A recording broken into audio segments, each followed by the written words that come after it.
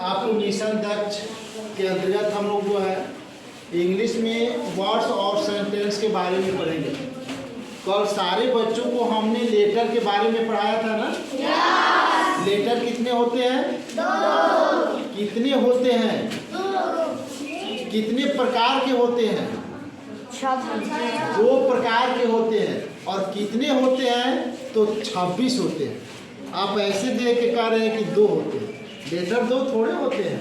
26 होते हैं। लेटर के प्रकार 2 होते हैं, स्मॉल लेटर और कैपिटल लेटर, और फिर वोवेल और कॉन्सोनेंट। इस सब के बारे में कल आप पढ़ चुके हैं, ठीक है ना।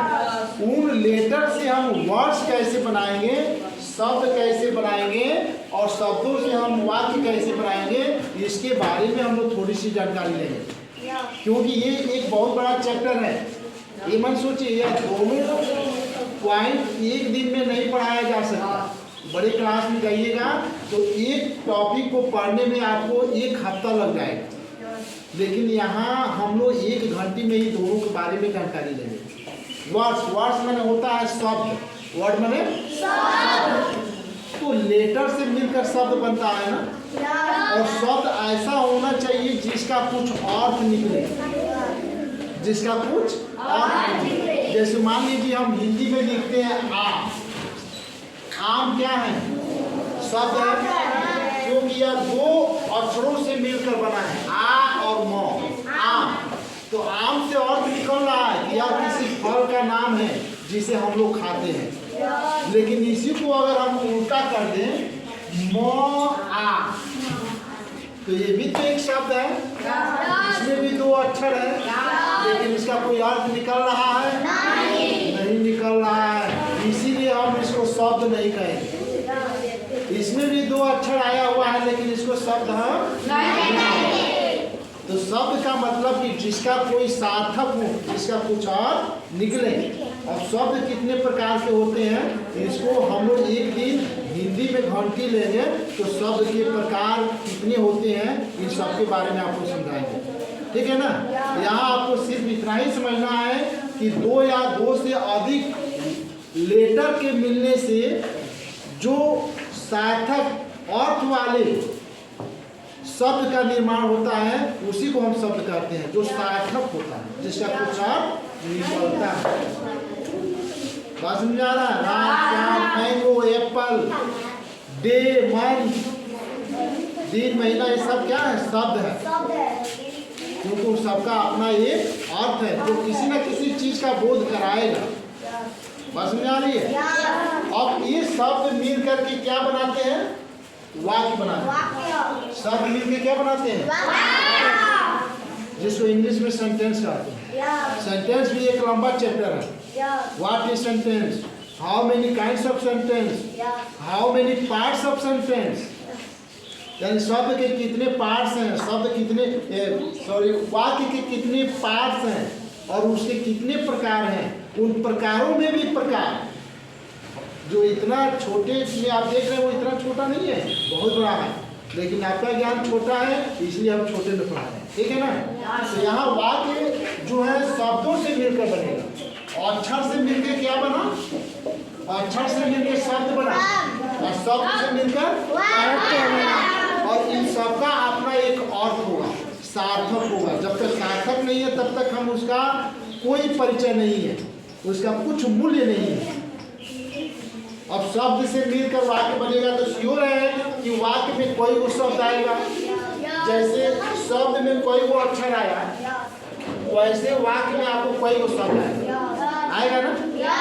तो अगर हम कहें कि राम मोहन, आ जाओ थोड़ा समय से आपको आया, राम मोहन आम खाता जाता, ये कई को हमने शब्द लगा दिए।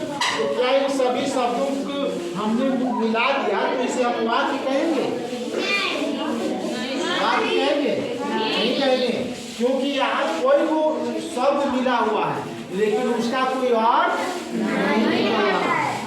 और जब तक कोई सार्थक न हो, अर्थ न निकले, तब तक न ही उसे शब्द कहेंगे न ही उसे वाक्य कहेंगे। क्योंकि यह शब्द और वाक्य जो है हम लोग अपने पढ़ने के लिए ना बनाते हैं।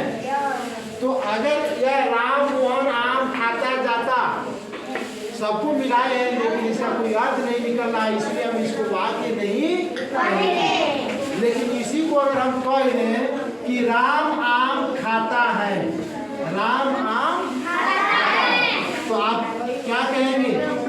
राम आम खाता है। ये बताइए, इसे कुछ अर्थ निकल रहा है? क्या अर्थ निकल रहा है?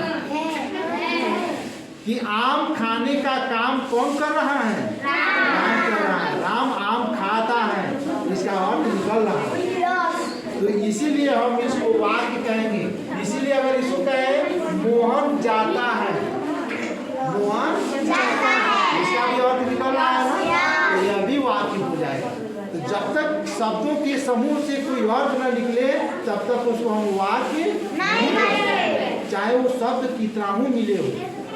और अर्थ तभी निकलेगा जब उसमें एक क्रिया होगी, क्योंकि क्रिया ही हमारे काम को दिखाती है। क्रिया का अर्थ ही है कि आप कौन सा काम कर रहे हैं, कुछ करने का बोध हो रहा है, उसी को हम क्रिया कहते हैं। तो शब्दों के साथ एक क्रिया का होना आवश्यक है, तो उसे आप क्या कहेंगे? वाक्य कहेंगे। जैसे मान लो हम कहते हैं कि खड़े हो जाओ, खड़े हो जाओ, सभी लोगों ने खड़ा हो। हम आपको आदेश नहीं दिए कि आप खड़े हो जाओ, यह एक बैठिए, बहुत बढ़िया, आपने मेरी बातों के पालन किए। ये खड़े हो जाओ दो शब्द हैं, लेकिन वो दोनों क्रिया है, तो उसे अर्थ निकल रहा है कि सर कहे हैं कि खड़े हो जाओ, आपने खड़े हो गए, उसका अर्थ निकला तभी ना आप खड़े हो जाए। वैसे ही कि यहाँ आओ वहाँ जाओ, इस सबका अपना एक अर्थ निकल रहा है, तो इस सबको हम क्या कहेंगे? वाक्य कहेंगे। लेकिन खूब ज़्यादा हम शब्द को मिला दें और उसका कोई अर्थ नहीं निकल रहा है, तो उसे हम वाक्य नहीं कहेंगे। तो वाक्य में एक क्रिया का होना आवश्यक होता है। बात समझ में आई? तो आज शब्द और वाक्य के बारे में हम इतना ही जानकारी देंगे। हिंदी की जिस दिन क्लास लेंगे उस दिन आप लोगों को शब्द के बारे में और वाक्य के बारे में विस्तृत जो है ज्ञान दिया जाएगा। ठीक है, आज की क्लास यहीं तक है और फिर दूसरे दिन हम लोग देखेंगे।